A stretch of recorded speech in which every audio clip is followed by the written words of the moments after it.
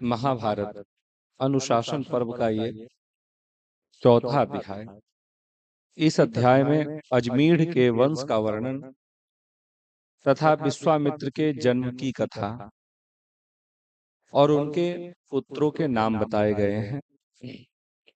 तीसरे अध्याय में आपने सुना कि महाराज युधिष्ठिर जी भीष्म पितामह से प्रश्न करते हैं कि हे पितामह, मतंग मुनि जो कि चांडाल कुल में जन्म लिए थे और बहुत प्रयास करने पर, तप करने पर भी उन्हें ब्रह्मणत्व की प्राप्ति नहीं हुई, परंतु विश्वामित्र क्षत्रिय कुल में जन्म लेने के बाद उसी शरीर में ब्रह्मणत्व की प्राप्ति करते हैं। उसी शरीर में रहते हुए इन्होंने ब्रह्मणत्व को प्राप्त कर लिया।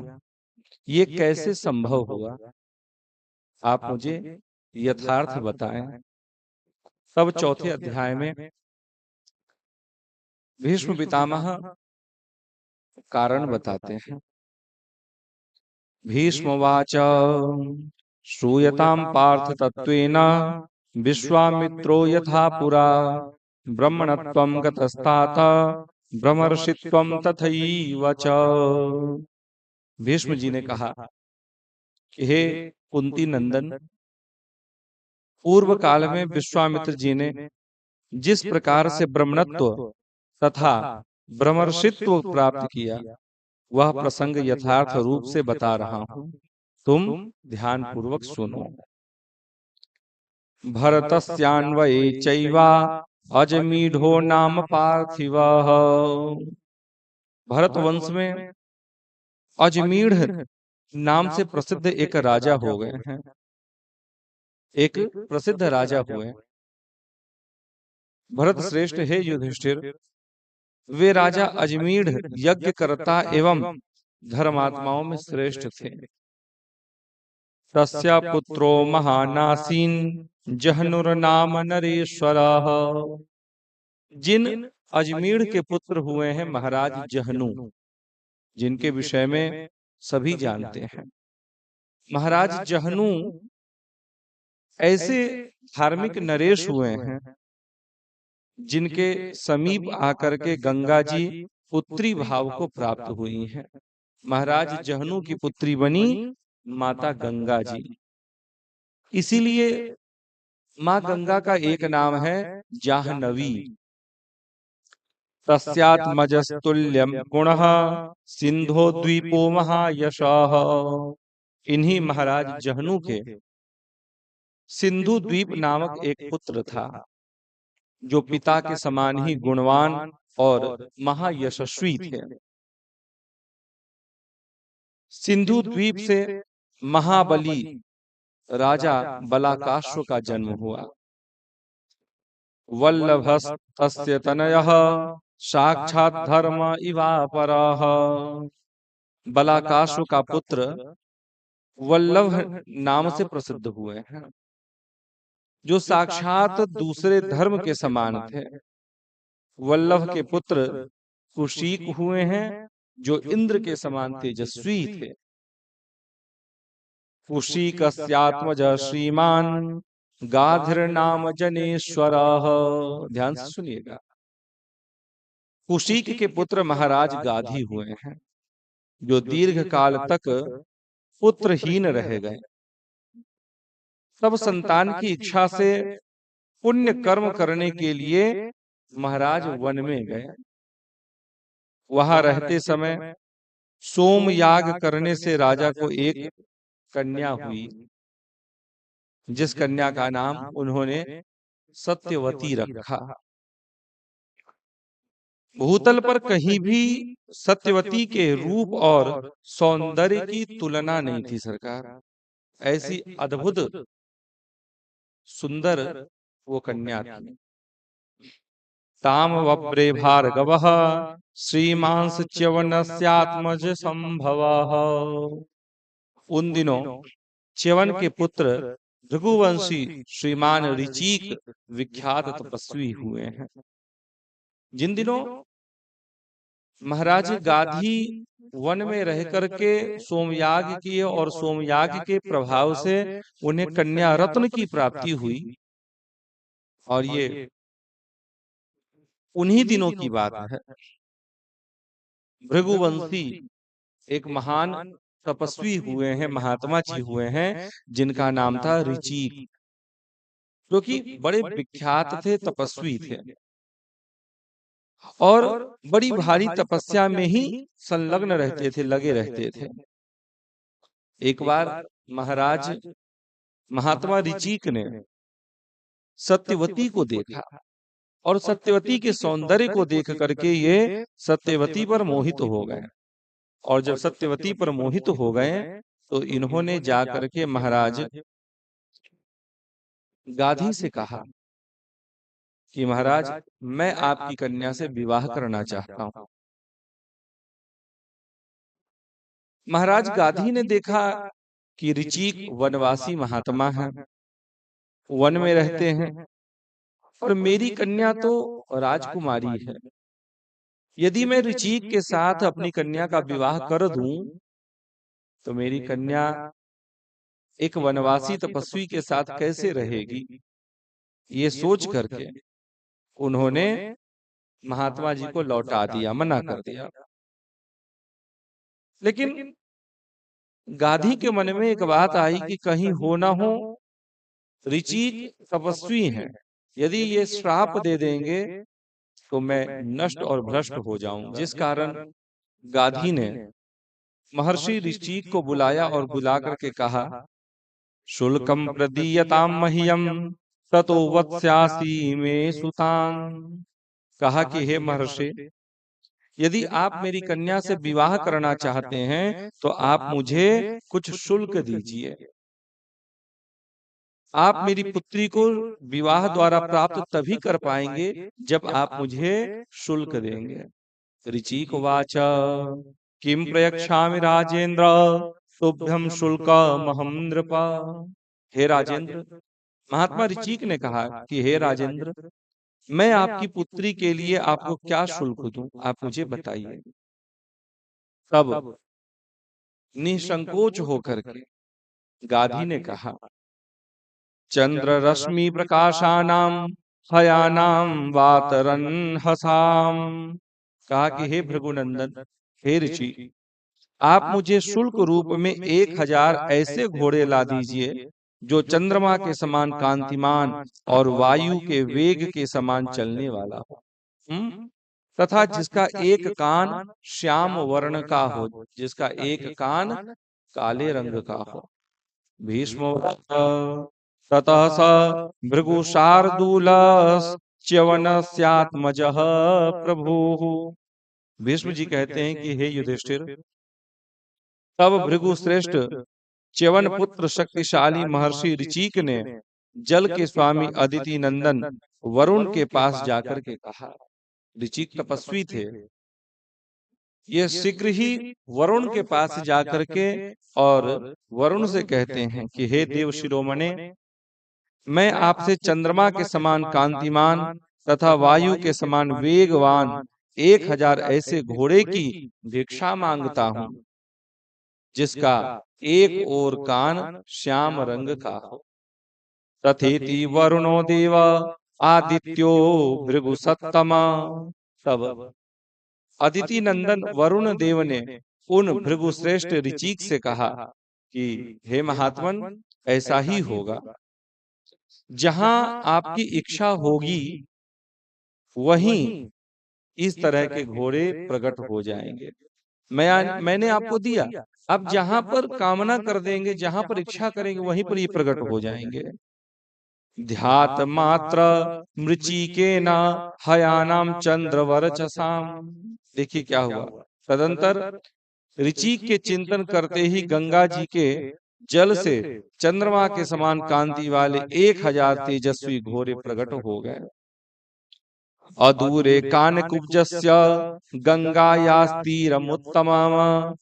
कन्नौज के पास ही गंगा जी का वह उत्तम तट आज भी विद्यमान है, जिसे मानव द्वारा अश्वतीर्थ कहा जाता है। ऐसा महाभारत के अनुशासन पर्व में आया। कि अश्वतीर्थम तदत्यापि मानवही परिचक्षते। तो कन्नौज में गंगा जी के किनारे ऐसे 1000 घोड़े प्रकट हो गए जो चंद्रमा के समान थे। हाँ, और एक वर्ण, एक कान कैसा था, तो श्याम वर्ण का था। ततो वै गाधये तात सहस्त्रम वाजिनाम शुभाम।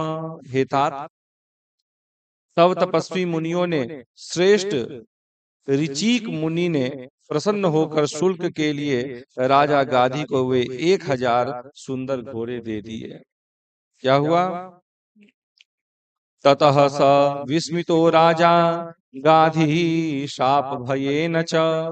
तब आश्चर्यचकित हुए राजा गाधी ने शाप के भय से डर कर अपनी कन्या को वस्त्र आभूषणों से विभूषित करके भृगुनंदन ऋचिक को अपनी कन्या दे दी। हाँ, गाधी ने सोचा कि ये महात्मा है, इनके पास कहां से ऐसे घोड़े आ जाएंगे। हाँ? लेकिन ऋचिक बड़े तपस्वी थे, तप के बल के द्वारा इन्होंने वैसे अश्व प्रकट कर दिए। अब क्या हुआ? गाधी ने सोचा कि भाई यदि अब मैं अपनी कन्या नहीं दूंगा तो अब तो ये निश्चित ही श्राप दे देंगे। इसीलिए इन्होंने अपनी कन्या को वस्त्र और आभूषणों से सुसज्जित करके कन्या को ऋचिक के हाथों में दे दिया। जग्राह विधिवत पाणी तस्या ब्रह्मर्षि सत्तमा सा च तम पति मासाद्य परम हर्षमवापह। सरकार, ब्रह्मर्षि शिरोमणि ऋचिक ने उसका विधिवत पाणी ग्रहण किया। वैसे तेजस्वी पति को पाकर उस कन्या को भी बड़ा हर्ष हुआ, सत्यवती को भी बहुत हर्ष हुआ ऐसे अद्भुत वर को पा करके। सतुतोष च ब्रह्मर्षिस तस्यावृत्तेन भारत। कहा कि हे भरतनंदन, अपनी पत्नी के सद्व्यवहार से ब्रह्मर्षि बहुत संतुष्ट हुए। उन्होंने उस परम सुंदरी पत्नी को मनोवांछित वर देने की इच्छा प्रकट की। मात्रे तत्सर्व मां चक्षौ सा कन्या राज सत्तमा। हे नृपश्रेष्ठ, तब उस कन्या ने अपनी माता से मुनि की कही हुई सब बातें बता दी। जब महर्षि बड़े प्रसन्न हुए और महर्षि अपनी पत्नी को वरदान देने के लिए उद्यत हुए, कहे कि तुमने मेरी बड़ी सेवा की है, तुमने मेरा बड़ा सत्कार किया है, तुम कुछ वरदान मांगो। तब सत्यवती ने क्या किया? सत्यवती ने आकर के अपनी माँ को बताया। क्या बताया? बताया कि हे माँ, मेरे पति मुझसे बड़े प्रसन्न हैं और मुझे कहे हैं कि तुम कुछ वरदान मांगो। यह सुनकर उसकी माता ने संकोच से सिर नीचे करके पुत्री से कहा, ममापि पुत्री भरताते प्रसादम कर्तुमर्हति अपत्य प्रदानेन समर्थश्च महातपाः। कहा कि बेटी, तुम्हारे पति को पुत्र प्रदान करने के लिए मुझ पर भी कृपा करनी चाहिए। कहा कि हे पुत्री, निश्चित ही तुम्हारे पति तुमसे प्रसन्न है, तुम उनसे संतान मांग लो, पुत्र मांग लो। साथ ही वो महर्षि ऋचिक बड़े ही तेजस्वी हैं और सामर्थ्यवान हैं। इसीलिए तुम मेरे लिए भी प्रार्थना करो, क्योंकि मेरी भी कोई संतान नहीं है। यदि वे प्रसन्न हो जाएंगे तो मुझे भी संतान की प्राप्ति होगी, क्योंकि वे महान तपस्वी और सामर्थ्यवान हैं। ततः सा त्वरितं गत्वा तत्सर्वं प्रत्यवेदयत। तब क्या हुआ?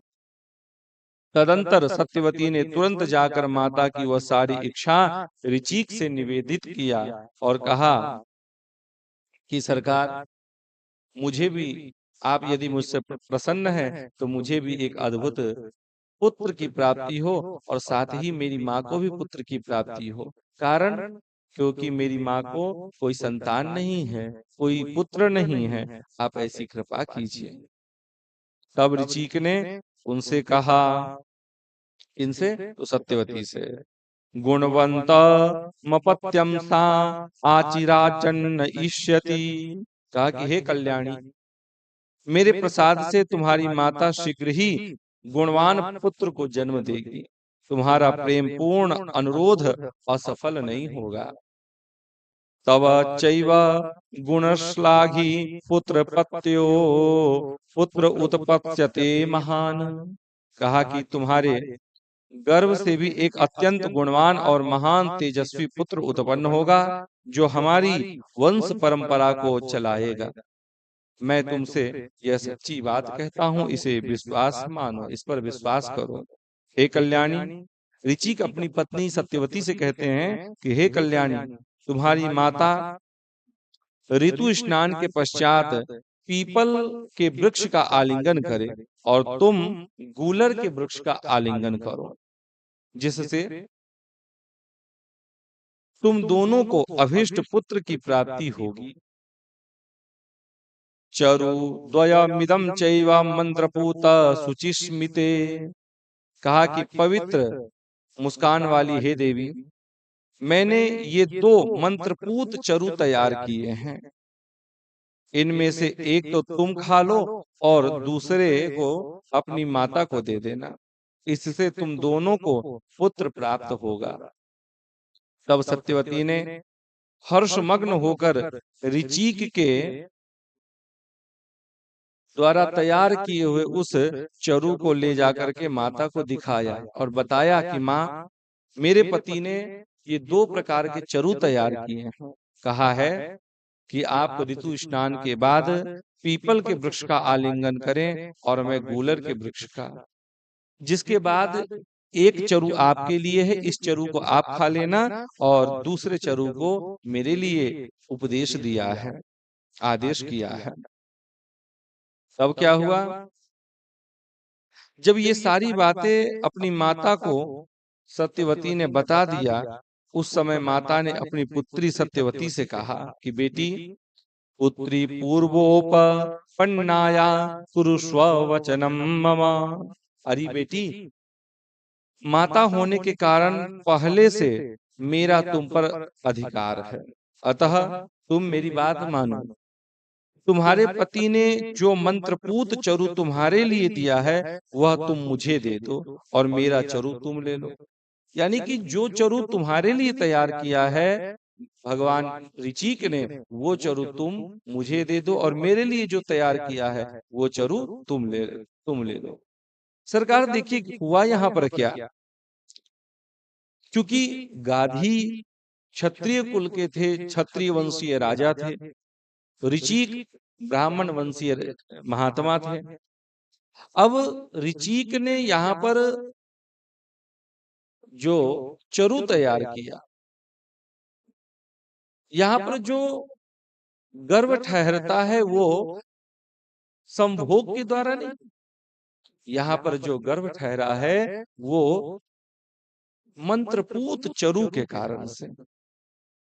तो चरु का निर्माण कुछ इस प्रकार से हुआ है कि जो गाधी की पत्नी के लिए चरु भेजा था, उस चरु को कुछ इस प्रकार से सिद्ध किया, मंत्रपूत के द्वारा तैयार किया कि उस चरु को खा करके गाधी की पत्नी क्षत्रिय बालक को जन्म देगी और मेरी पत्नी सत्यवती एक ब्राह्मण बालक को जन्म देगी। ऐसा चरु तैयार किया था।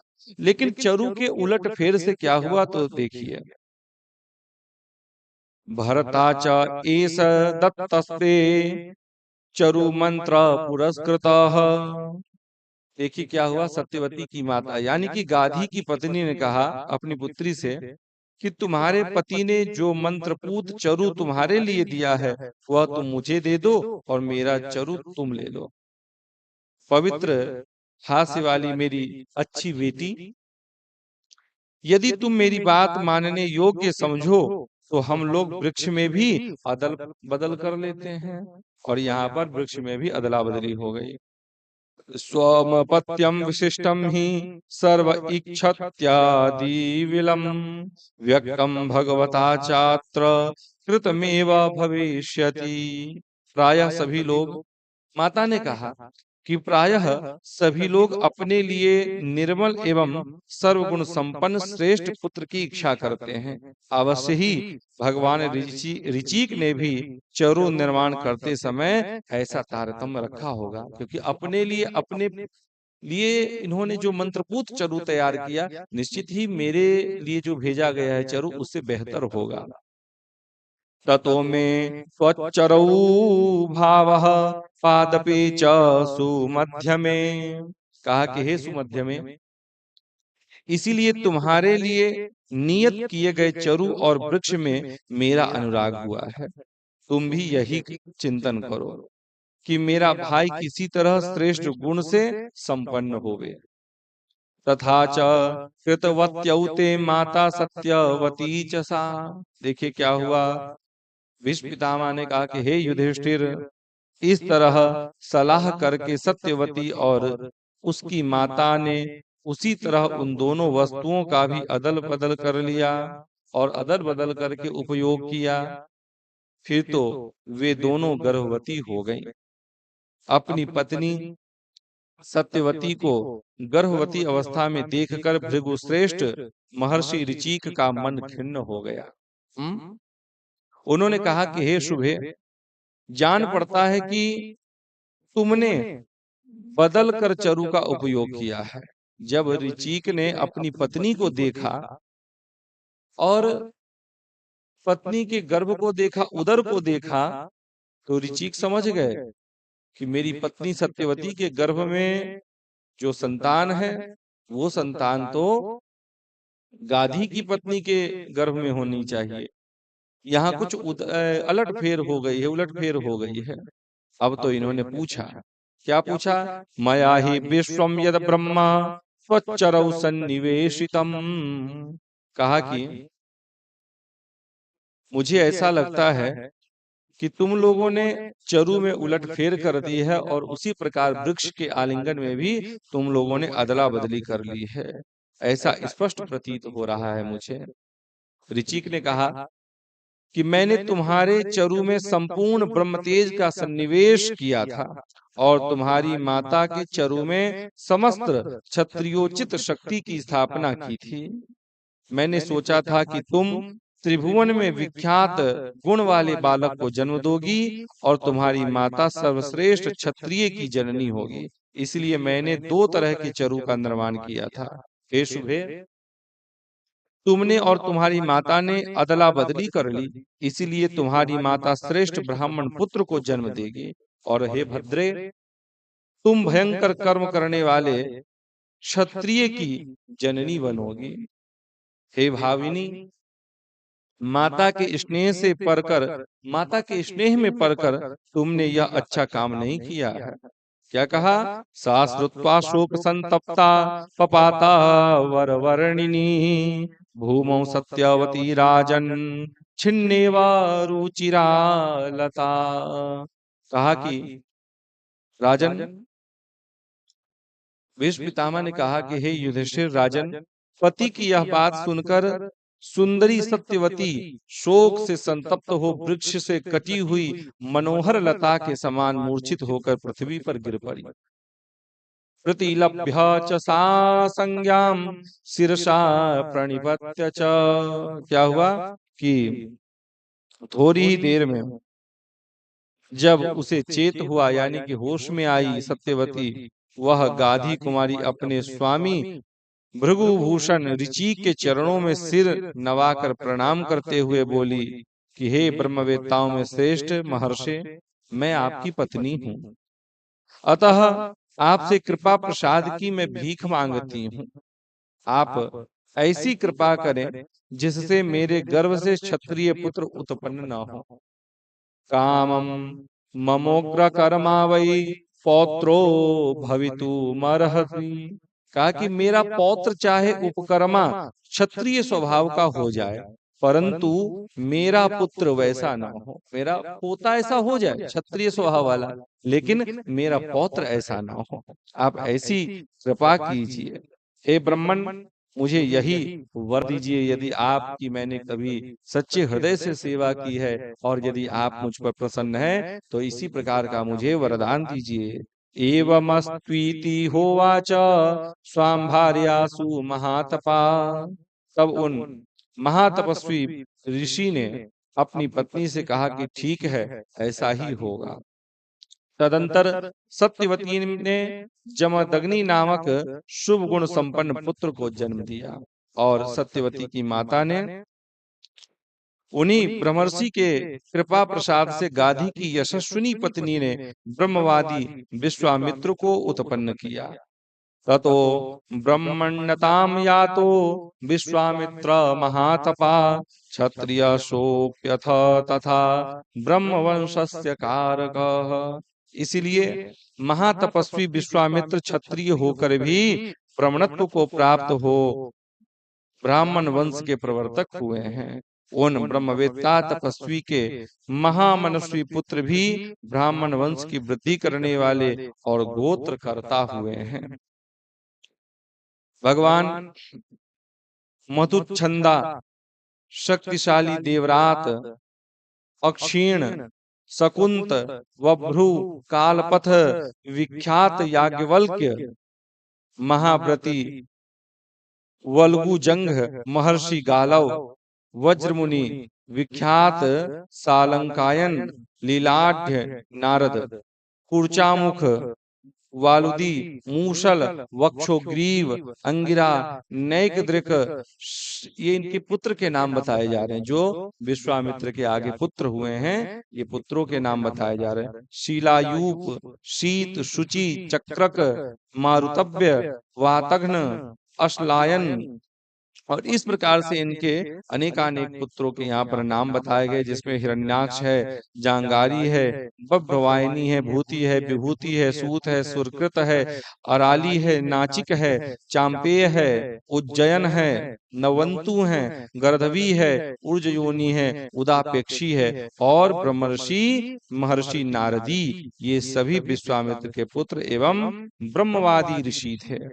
राजा युधिष्ठिर महातपस्वी विश्वामित्र यद्यपि क्षत्रिय थे तथापि ऋचिक मुनि ने उनमें परम उत्कृष्ट ब्रह्मतेज का आधान किया था। हे भरत श्रेष्ठ, इस प्रकार मैंने तुम्हें सोम सूर्य और अग्नि के समान तेजस्वी विश्वामित्र के जन्म का सारा वृत्तांत तुम्हें सुना दिया। अब और कहो, तुम्हें क्या सुनना है। हे नृपश्रेष्ठ, अब फिर तुम्हें जहां तहां संदेह हो उस विषय की बात मुझसे पूछो, मैं तुम्हारे संशय का निवारण करूंगा। तो सरकार, महाभारत के अनुशासन पर्व के चौथे अध्याय में बहुत ही सुंदर ढंग से बताया गया कि विश्वामित्र क्षत्रिय से ब्राह्मण कैसे हो गए। जो ब्राह्मणत्व अत्यंत दुर्लभ है, जो ब्राह्मणत्व अत्यंत कठिन है,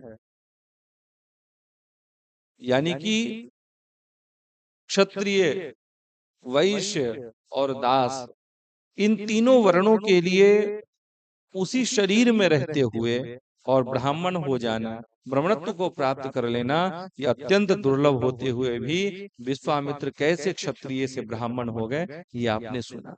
क्योंकि विश्वामित्र जन्म से ही ब्राह्मण थे, वहां पर चरु की अदला बदली हुई थी और उसी चरु के कारण, जिस चरु में ब्राह्मणत्व का सन्निवेश किया गया था, उस चरु को गाधी की पत्नी ने पाया और उन्होंने ब्रह्मतेज से संपन्न बालक को जन्म दिया। और इसी कारण विश्वामित्र आगे चल करके ब्राह्मणत्व को प्राप्त करते हैं, ब्राह्मण होते हैं। तो इस प्रकार से अनुशासन पर्व का ये चौथा अध्याय। अब हम पांचवें अध्याय को श्रवण करेंगे। बोलिए लक्ष्मी नारायण भगवान की।